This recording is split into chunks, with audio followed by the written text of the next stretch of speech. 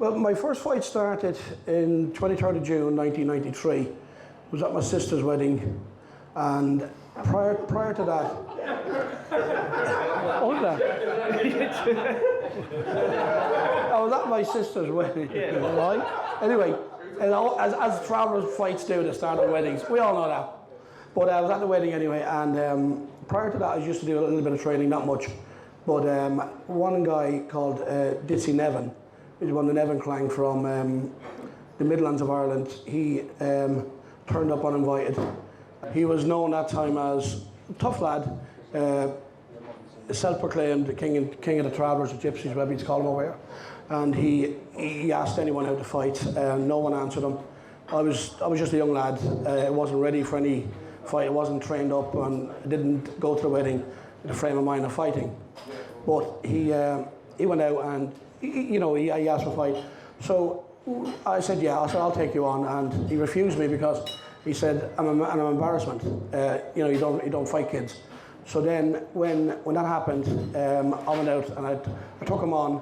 It was over within seconds. One punch. Then again, not saying that I'm any good. One punch, he went down, and that was it. So 2 weeks later, he's come back and he said, you hit me false, you got me wrong, you blindsided me, let's do it again, organised. So we done it again, organised, and we used a guy who's well known in the refereeing business called Patrick McGillney, Big Patrick. A lot of people know him. He done the refereeing for us, and the fight lasted 7 minutes, and he gave up. And it was the start of something for me that I never wanted, or my wife didn't want, was to be in a career as a bare knuckle boxer. It's something that was put on me.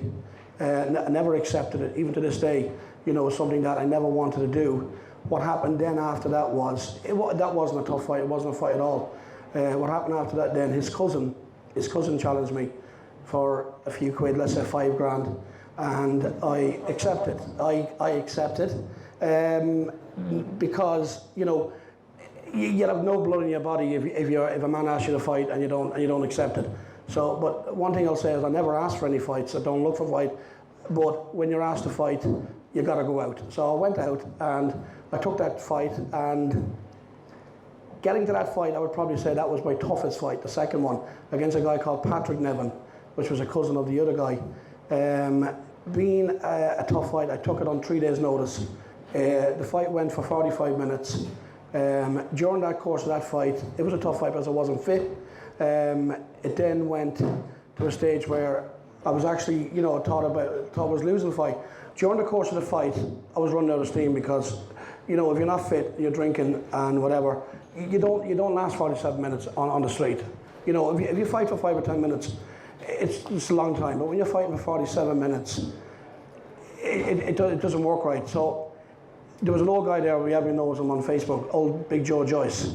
And he was one of the referees, and my uncle and Patrick McGillney was there.